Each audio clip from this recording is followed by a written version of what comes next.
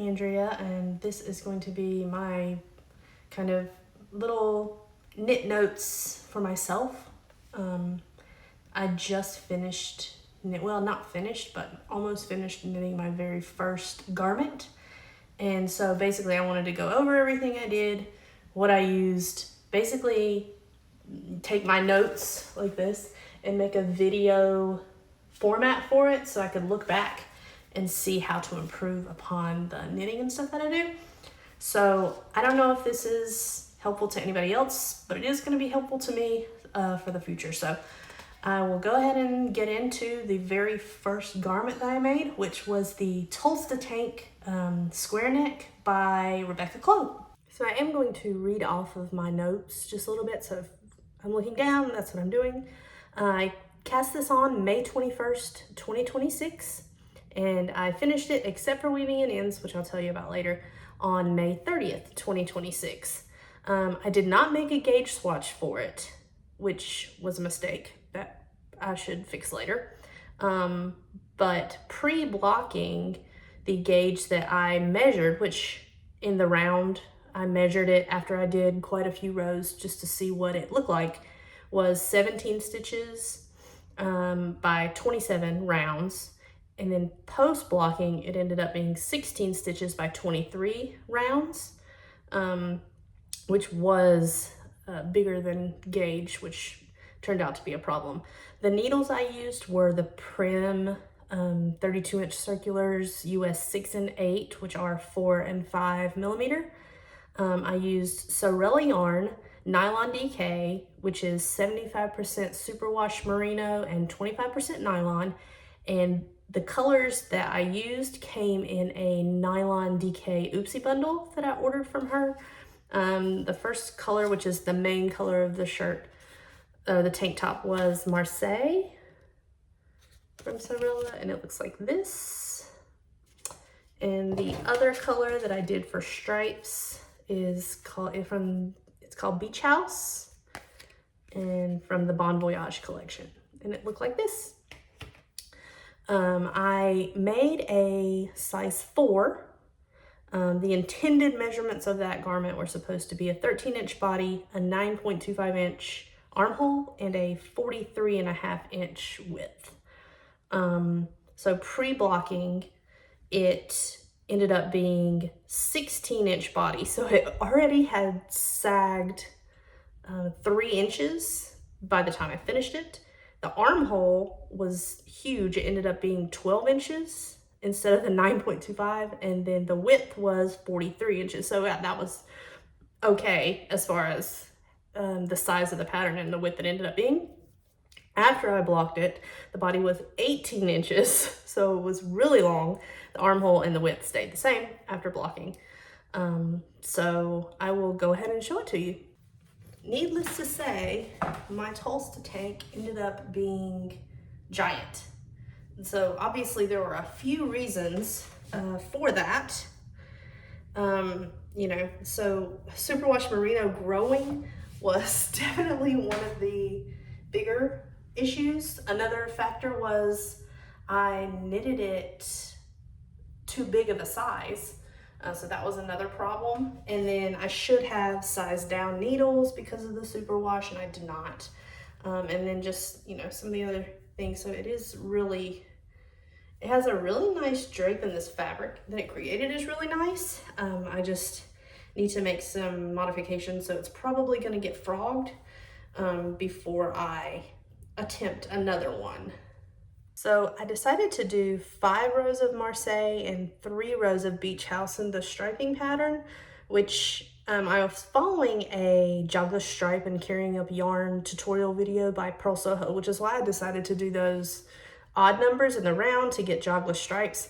But then once I got to where I separated the front and back, I couldn't figure out, because they were odd numbers, the end of, you know, Beach House would end on one side, and then I couldn't get it back because Marseille was supposed to start, and I don't have enough experience knowing how to do that yet. So that was my fault. I probably should have done an even number of stripes instead of an odd number.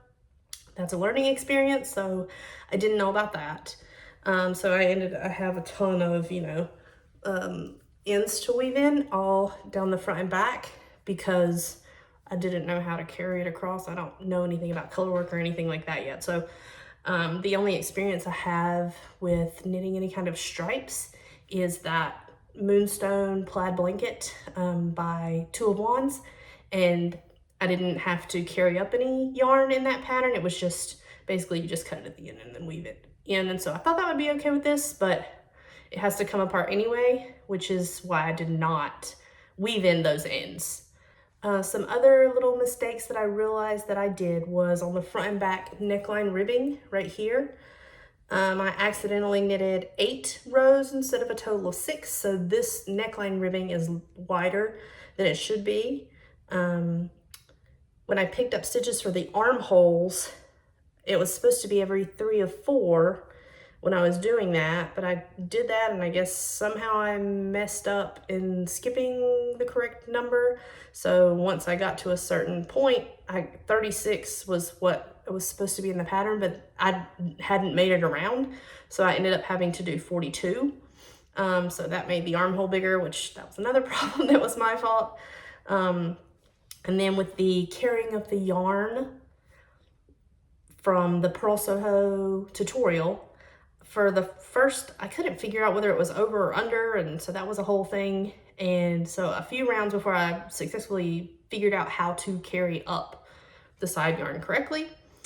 So for the next attempt at this, there are some things I might do. If I decide to do stripes again, I will do probably an even number of rows, unless somebody has some kind of suggestion of where maybe a good tutorial would be about odd number stripe carrying on back and forth knitting. I don't know about that yet. I'll have to look into that. But I would probably do an even number of rows and just not worry about the jog, unless there was a jog technique for even numbers.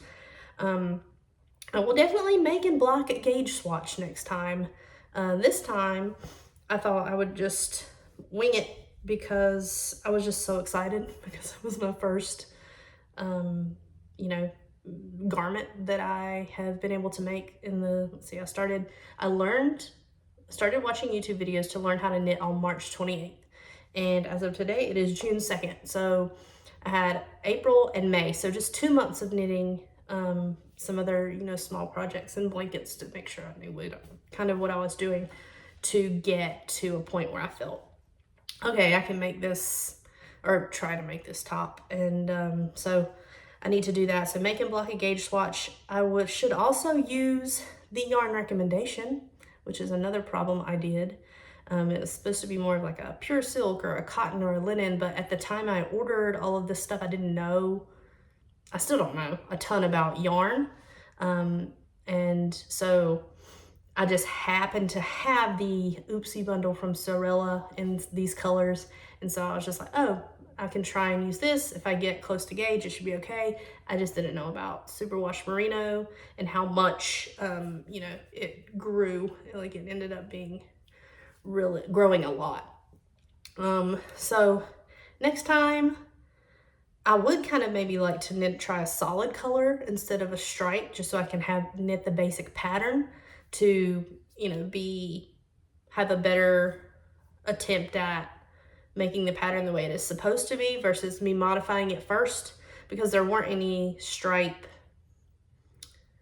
instructions in the pattern. Like one of them is shown, as stripes, but it didn't have any instructions on stripes.